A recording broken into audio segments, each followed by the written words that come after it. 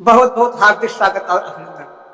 साथियों, आज हम चर्चा करेंगे कि हमारा जो भटपुरवा धाम है वो विश्व का इकलौता रूहानी केंद्र क्यों कहा जाता है और आखिर ऐसी कौन सी विशेषता है जिसकी वजह से पूरे विश्व का एक अकेला ऐसा भटपुरवा धाम रूहानी केंद्र बना जिसके समान दूसरा कोई है ही नहीं। आखिर इसके पीछे रीजन क्या है?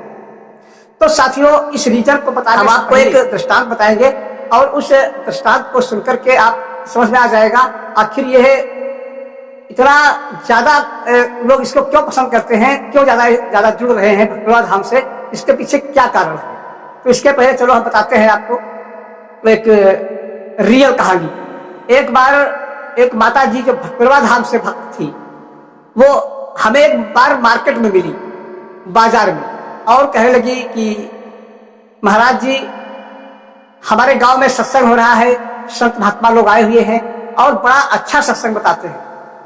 मेरा मन करता है कि वहां से हम नामदान ले लें। जब तो भटपुरवा धाम से उन्होंने गुरु दीक्षा ले रखी थी तो उन्होंने कहा कि पहले आप गुरु जी से पूछ ले, उनकी राय ले ले, उसके बाद में हम नामदान लें। तो इसीलिए मैं आपसे पूछ रही हूँ, अगर आपकी राय हो तो हम उन संतों से गुरु दीक्षा दोबारा ले लें, क्योंकि उनका सत्संग बड़ा अच्छा हमें लग रहा था। तो हमने कहा ठीक है, अगर भटपुरवा धाम से अच्छे ज्ञान दे रहे हैं और भटपुरवा धाम से विशेष अगर आपको ज्यादा अच्छा भाव लग रहा है तो बिल्कुल नामदान ले लीजिए, गुरु दीक्षा ले लीजिए। मैं नहीं रोकता हूँ, क्योंकि मैं चाहता हूँ किसी तरीके से आत्मा का कल्याण हो, कहीं से भी हो, कोई भटपुरवा धाम जरूरी नहीं।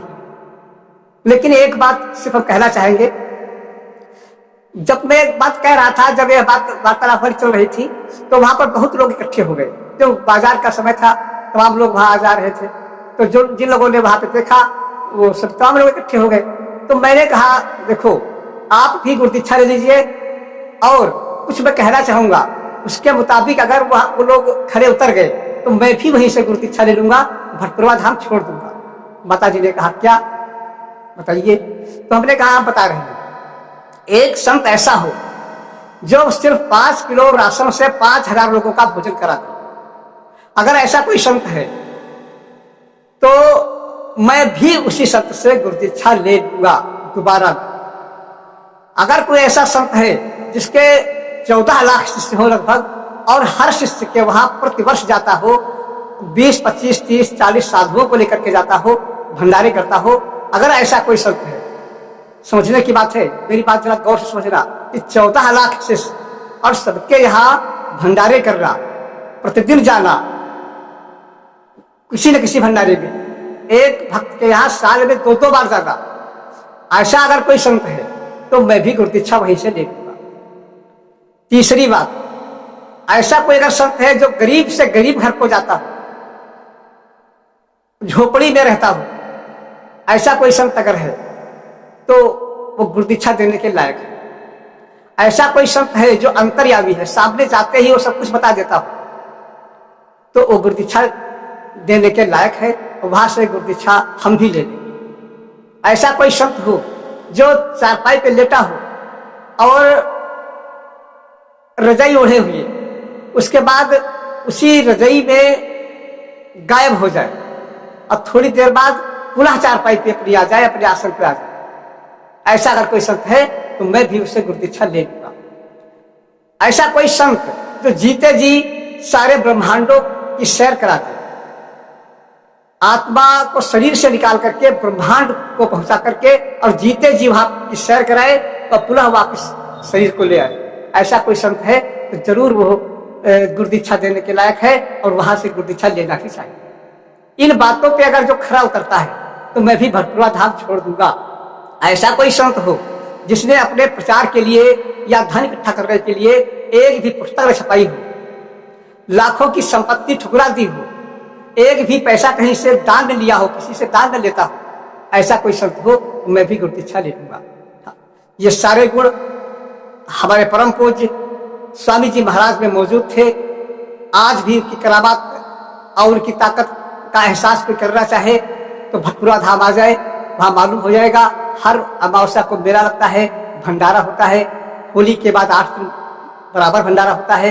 स्वामी जी महाराज में इतनी क्षमता थी कि वो लाखों शिष्य और प्रतिवर्ष एक साल में 2-2 बार 3-3 बार शिष्य रह जाते थे और भंडारे करते थे। गरीब के यहाँ गरीब से गरीब जो शिष्य था उसके पास भी जाते थे, और अगर भोजन कहीं 4 किलो 5 किलो का 10 किलो का बना है तो उसमें चाहे जितने लोग भोजन कर लेते, कभी कम नहीं पड़ता था। उनका प्रसाद छोटी सी झोली में रहता था और दोनों हाथों से बांटा करते थे, कभी कम नहीं पड़ता था। स्वामी जी महाराज जब उनकी मौत होती थी अपने आश्रम से स्वतः गायब हो जाते थे और भक्त लोग बैठे रहते थे, इंतजार करते थे और थोड़ी देर बाद वो पुनः आ जाते थे। हमारे स्वामी जी महाराज के सामने अगर कोई पड़ जाता तो तुरंत बता देते थे कैसी क्या पोजीशन है, उसका भूत भविष्य वर्तमान सब कुछ उनके नॉलेज में आ जाता था। हमारे स्वामी जी महाराज का सम्मान सब ही ने किया। जहां पे उन्होंने जन्म लिया था वहीं पे रहे और वहीं के लोग उनकी आरती पूजा करते थे, आज भी करते हैं। ऐसा कोई संत हमने नहीं देखा। गांव छोड़ करके बाहर तो सबकी पूजा होती है, लेकिन गांव में जिसकी पूजा हो जाए वही बाहर से। तो ये गुण जो हमारे स्वामी जी महाराज में थे, इसी की वजह से यह विश्व का पहला रूहानी केंद्र बना है। अब आप लोगों की समझ में आ गया होगा कि भटपुरवा धाम कितना ऊंचा स्थान है, कितना तपस्या स्थली है, जहाँ पे इससे महान संत ने अवतार लिया और तमाम लोगों का उन्होंने उद्धार किया, आज भी कर रहे हैं और भविष्य में होता रहेगा। स्वामी जी की ऊर्जा शक्ति इतनी प्रबल है, जो भी वहां पे जाता है तत्काल उसको आनंद का एहसास होता है, तमाम दुखों का अंत तुरंत हो जाता है उनके स्थान पे मत्था टेकते ही टेकते। तो साथियों, अब आपकी समझ में आ गया होगा कि ये रूहानी जो केंद्र है भटपुरा धाम विश्व का इकलौता केंद्र क्यों है। संत तो बहुत है आजकल। अगर किसी से कह दिया जाए कि महाराज जी हम 5 बीघे जमीन दान देना चाहते हैं आश्रम में, या 50,000 रुपये या 10,000 रुपये 20,000 रुपये देना चाहते हैं, कोई भी संत मना करने वाला नहीं है, बल्कि और ज्यादा अच्छा प्रसाद आपको देगा, ज्यादा सम्मान करेगा।